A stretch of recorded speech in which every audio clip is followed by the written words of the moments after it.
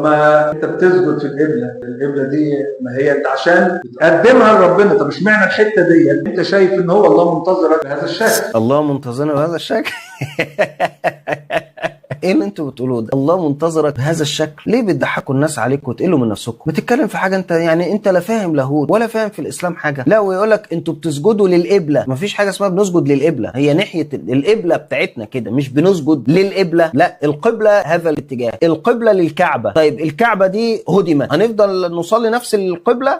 ملهاش علاقه، الكعبه موجوده او مش موجوده، هو المكان. اذا كان القران الكريم نفسه يقول فليعبدوا رب هذا البيت، فاحنا مش بنسجد للبيت، لا احنا بنسجد لرب البيت في هذا الاتجاه. وبعدين معلش يعني احنا عندنا في الاسلام الكعبه دي بيطلعوا فوقيها بارجلهم، انت يا مكاري تقدر تطلع فوق المسبح؟ ايه علاقه ده بقى ان انت بتسجد لصوره زي دي؟ ايه علاقه ده ان انت بتسجد للصليب؟ ايه علاقه ده ان انت بتسجد لاواني المسبح؟ ايه علاقه ده ان انت بتسجد للكاس، للصينيه؟ ايه علاقه ده ان انت بتسجد للمسبح نفسه؟ ده انت بتقول ان هو حي. ايه علاقه ده ان انت بتسجد للاسقف؟ اي صوره في الكنيسه، معلش انا اسف يا جماعه، بيسموها ايقونه بيسجدوا لها. ليه؟ فيها روح الله. اي صوره ليسوع عادي ممكن يقف يصلي لها، ابانا الذي في السماء، يقعد يصلي اي صلاه يعني. طبعا هو ده في الغالب ما بقاش بيحصل الفتره الاخيره يعني، او بقى لهم فتره على الوضع ده، لان ما شاء الله عندهم مار جرجس ومرمينا، وعندهم العذراء، وعندهم البابا كرولوس، ودلوقتي شنوده، فيعني عندهم اوثان كتيره بيصلوا لها يعني.